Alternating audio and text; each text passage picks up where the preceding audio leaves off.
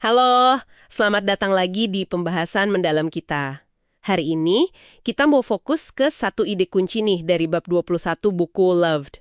Iya, bukunya Martina Lauseng Cho itu ya. Betul, idenya tentang gimana sih cara kita menemukan posisi kita.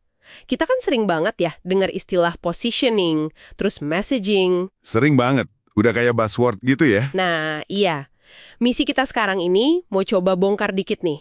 Sumber kita ini, bab 21, bilang kalau posisi kita di pasar itu, ternyata bukan cuma soal slogan keren doang, tapi lebih ke hasil dari semua tindakan kita yang kadang kita lakuin tanpa sadar. Bener banget.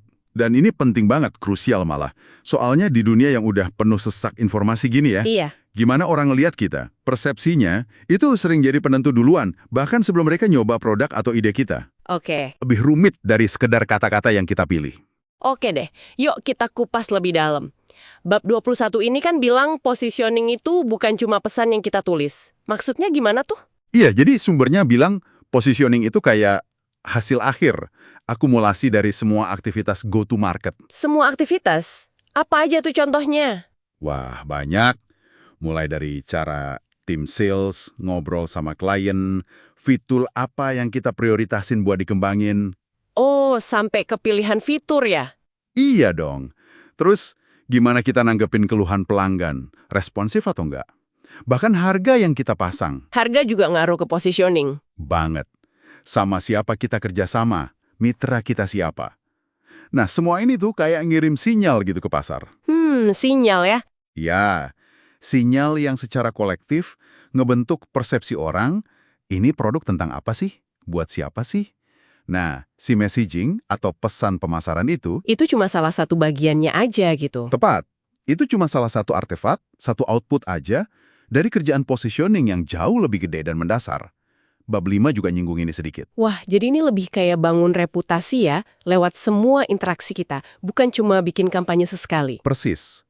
Reputasi yang dibangun pelan-pelan lewat konsistensi tindakan. Oke, ini menarik banget.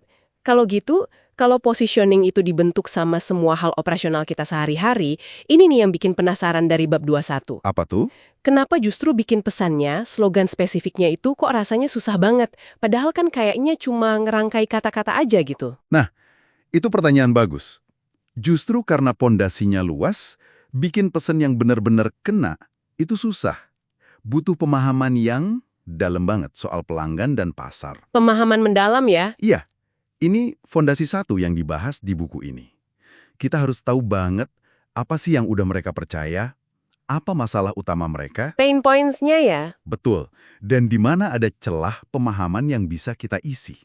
Pesan kita itu harusnya jadi jembatan di situ. Tapi ada lagi tantangannya. Apalagi? Orang itu dasarnya skeptis ya kan? Iya sih, bener juga. Banyak janji manis soalnya. Nah itu dia. Kita dibombardir janji revolusioner tiap hari.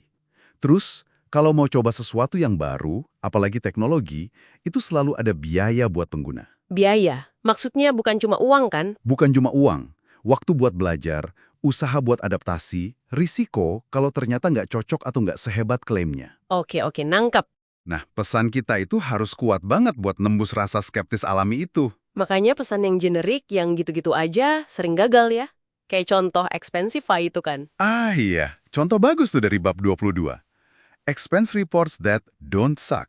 Haha, iya. Laporan pengeluaran yang nggak nyebelin.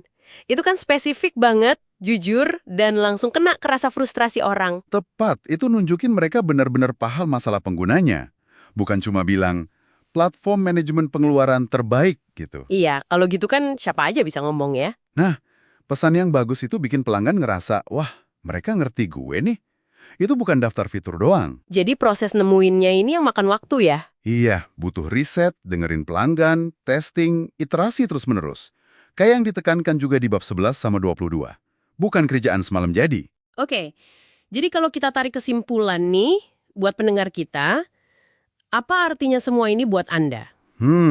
Coba deh pikirin sejenak soal produk Anda, atau ide Anda, atau bahkan personal brand Anda sendiri.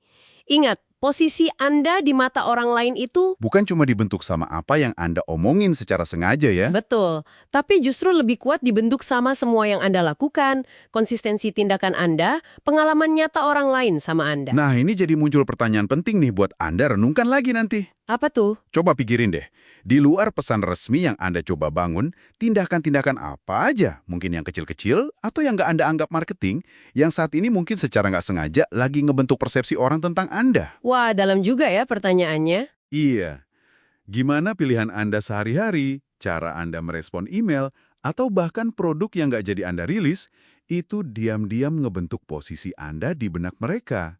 Jadi mengamati tindakan sendiri jadi penting ya? Penting banget. Itu bisa jadi langkah awal buat bener-bener paham, terus baru deh membentuk posisi Anda secara sadar. Oke, itu dia pembahasan mendalam kita kali ini, ngupas bab 21 dari Loved. Semoga ini ngasih kacamata baru ya, buat ngelihat gimana persepsi itu terbentuk lewat tindakan nyata. Semoga bermanfaat ya. Terima kasih banyak sudah menyimak